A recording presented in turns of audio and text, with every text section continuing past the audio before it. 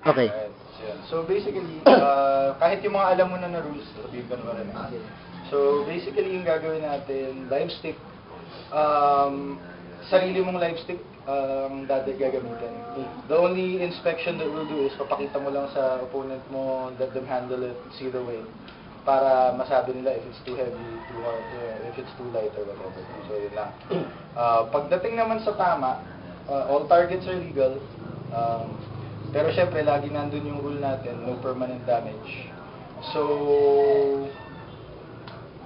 hindi na, ingat lang ng konti, like for example, hitting bones or whatnot. But you can still hit the bone, just don't overdo it. Ganyan. When it comes to mga locks and throws, same rule, no permanent damage. So, basically, natatanggal halos lahat ng momentum-based moves. Anything that needs to break something, yun, tanggal lahat. Tapos, pag tinamaan ka sa armored part of your body, kasi may armor tayo sa helmet, you are compelled to submit, pero hindi requirement. Kung sa tingin mo yung tumama sa'yo, kung tinamaan ka na walang helmet, wala yun. Kunwari, daplis lang, you don't have to call it. Tapos, kunwari, pinalo kita ng gano'n, hindi sumurrender, okay lang yun sa akin. Parang, the mental part dun is kulang pa yung palo. Yeah, so, it's never the fault of the other. You just have to bring up the power levels a little bit. Basically yun, hit the armor part, you're prepared to surrender. Tapos yung surrender natin, we have to specify it.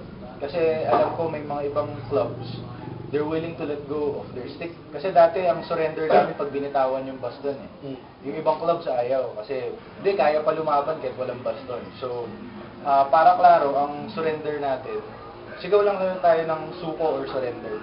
Pag sumigaw ka nun, tapos ang laban. Ang number 2 dun, minsan kasi in the middle of the fight, hindi mo mabatanggal yung guard mo eh. Diba? Tapos minsan mahirap sumigaw. Yun yung trabaho ng number 2 man or yung second man mo. So ako, may second man ako, kasi ikaw may second man ka. Ang trabaho ng second man ko, i-stop ka pag nabubugbog na ako. Ang trabaho ng second man ko, i-stop ako pag nabubugbog ka na. Ang thing doon, pag yung second man ko pumasok para tigilan ka, talo ako. Okay. Same thing for you. Pag pumasok yung second man mo to stop me, ibig sabihin talo ka. So, kailangan pag-usapan nyo ng second man mo how far you're willing to go. Kasi kumari, sabihin mo, sige pare, pag hanggang may malay pa ako, game pa ako. O kaya, pag minsan sabihin mo, uy, pag medyo gumanyan na ako, tigilan mo na. So, you have to talk to your second man. So, may konting teamwork doon in the sense na it's how to keep you safe. Kasi me, as a competitor sa atin, didire-diretso lang ako ng palo until two things happen. One, the second stops me, or two, I hear suko. I won't stop otherwise. Same thing, I expect the same thing sa opponent. Until I say suko, until my second stops him, fight continues. So, protect yourself at all times pa rin siya. Pagdating sa armor, everything is optional except for the eye protection and groin guard. Pero I think today we're gonna use helmets. So, okay na yun. Kasi mga ibang tao, mahirap kausap, kailangan daw, hindi, kaya daw tumanggap ng ulo nila. So, sige, eye protection minimum. Pag may lumapit sa amin, sinabi, pati eye protection, gusto nila, wala. Ay, pwede, iba na, sige, mag-organize kayo na sarili nyo. Hindi na para dito yan. So, yun ang gagawin natin. I think we can get to do a lot today. Since ikaw, gusto mo random, sige, maalis-alis tayo. Gumaya kayo dito tayo. Kaya, Okay, patay. so, magkaiba yung armor. Ayun, any kind of armor that you have is fine. If you have your own personal use. Okay?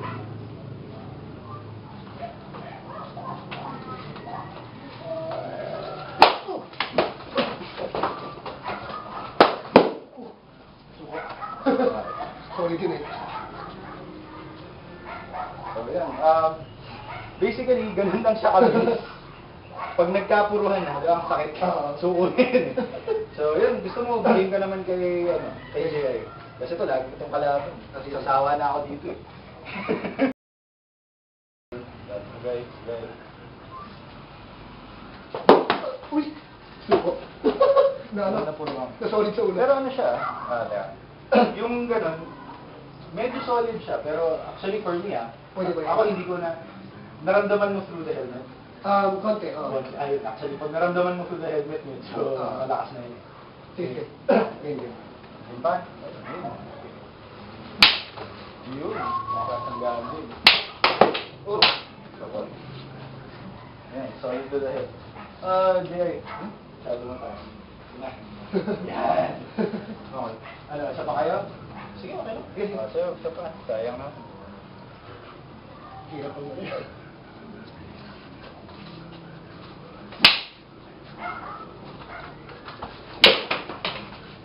Okay. Ipon. So, yun na. Okay naman, sir. Hindi mo sakit? Yeah. Pag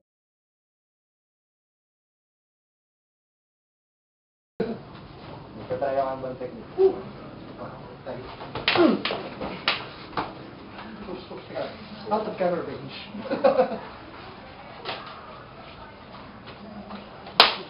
So what? Solid. So, yun, maganda solid dito. Oo. Yun na dito eh. Useful yung abanico ni Master Canton. Sorry. So, two more. Okay.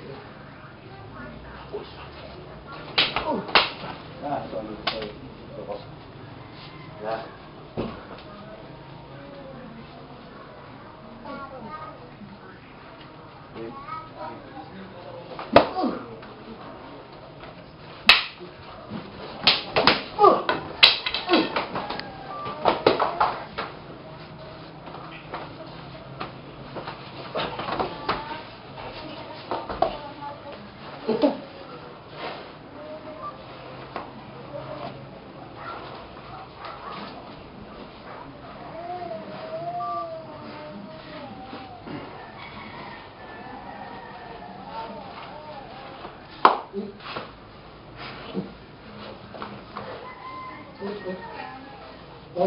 Okay ba yun? Okay lang.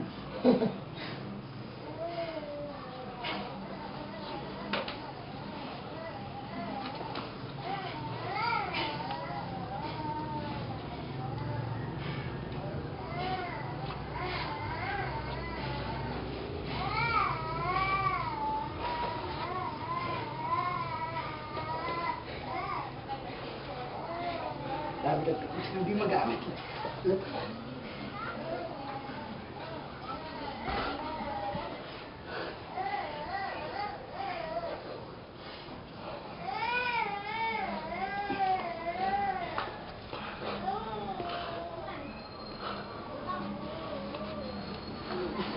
You sure?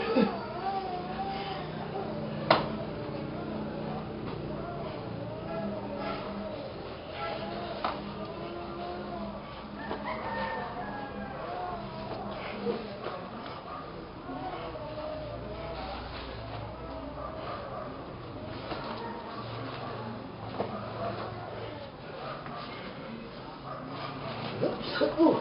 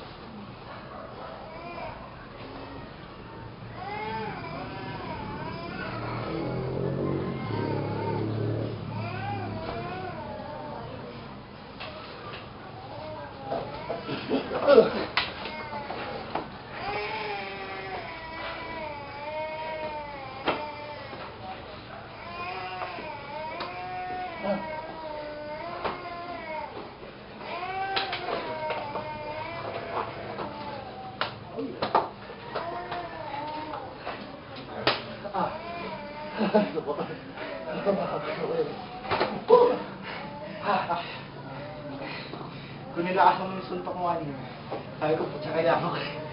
Ay, Lakas di- na rin, napipil ko, sabi ko, putya kaya nilakasan yan. Okay na, hindi ko na natutuloy. Sabi ko, are you sure? Yeah. Kaya I had to move my head out of the way. Ito. Muntik mo na ako mahuli dun sa ano. Yung sakal. Yes. Good honest, nakuha ko na. Ang problema niya.